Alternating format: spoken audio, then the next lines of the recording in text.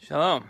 Okay, so we are celebrating some excellent news here in Israel that just came over out of the on a press release from the United States State Department, and that news, which is absolutely amazing, is that the United States State Department has announced that. It's just incredible that the U.S. Consulate in Jerusalem and the United States new embassy in Jerusalem are merging.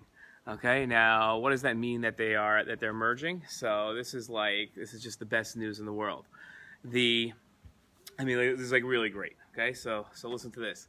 There are two buildings, two offices that the United States uses here in Jerusalem. One in Tel Aviv and one in Haifa.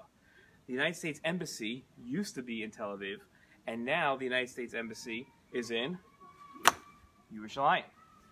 That was a great shot. This is just an amazing day. So the United States Embassy used to be in Tel Aviv, and now it's in Yerushalayim, and it was moved this past May. President Trump had the courage to do what the United States Congress had said had to be done since the 1990s, and every U.S. president since has been reluctant to do. And moved the embassy to Yerushalayim. It was a glorious day here in Yerushalayim. Everybody will always remember that day. It was incredible. I happened to have the privilege of being there, which was absolutely amazing also. And thanks, Tony.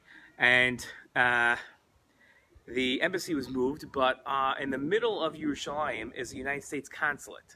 And that consulate was always there, and everybody understood that consulate really acted almost like as a de facto embassy to the Palestinians, and it would service the Palestinians here in what we call Judea and Samaria and Yehuda v'Shomron, and is really the West Bank.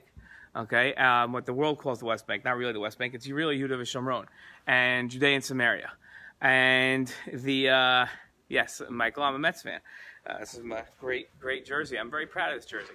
And nobody really understood why we have to have a consulate. Not only that, all consulates around the world, the United States, Israel, Mexican, Brazilian, whatever it is, every consulate, which is really almost like a satellite around the country. So, for instance, Israel has a consulate in Miami, and it has one in Houston, and it has one in Los Angeles. The consulate always answers to the embassy. So the Israeli consulate in Miami is responsible to answer to the Israeli embassy in Washington. And Ron Dermer, as the Israeli ambassador, is the one in charge of all the different consulates and, of course, of the embassy in Washington.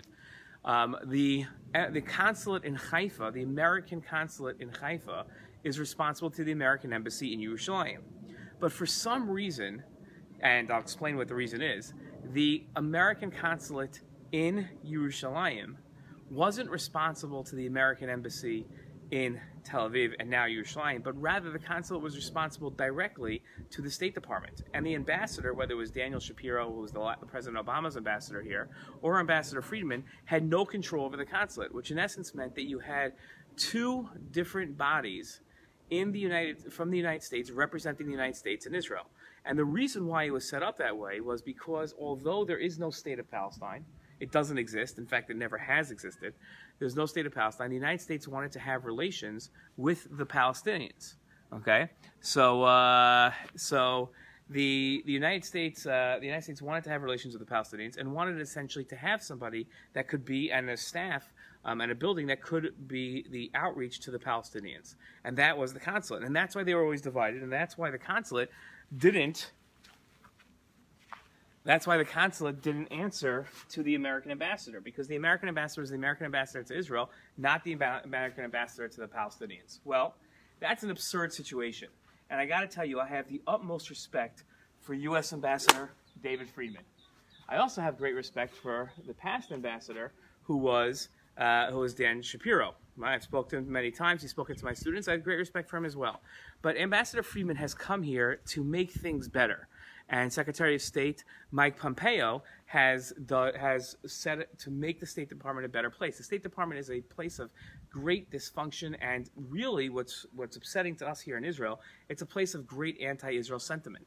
And now, Ambassador Friedman, whose whole entire seems like a mantra here is to make America greater in Israel, by moving the embassy and by representing Israel. And yesterday we talked about how he went past what they call the green line here to Judea and Samaria, to Ariel, has now done the next step, which is even better, which is, say, the United States Consulate that answers to now answers to him and is part of the United States Embassy. There is no longer a U.S. consulate that does outreach to the Palestinians and is now a de facto Palestinian embassy. That does not exist anymore.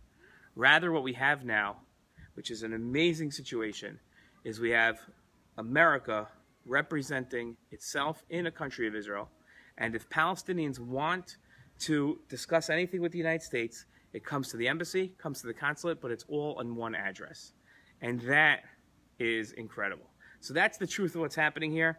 In the statement itself, it did say that there's going to be a division within the consulate that will deal with Palestinian issues, which is great. That's fine. That's no problem. Very happy about that. But we now have one address. Okay? So, and the reason why Michael says maybe we should stick an American consulate in Ramallah, we don't stick an American consulate in Ramallah for a very simple reason. The Ramallah is in Area A. That's Palestinian controlled. Right, so that's Palestinian controlled, and why in the world would America want to have anything to do with any area that was Palestinian controlled?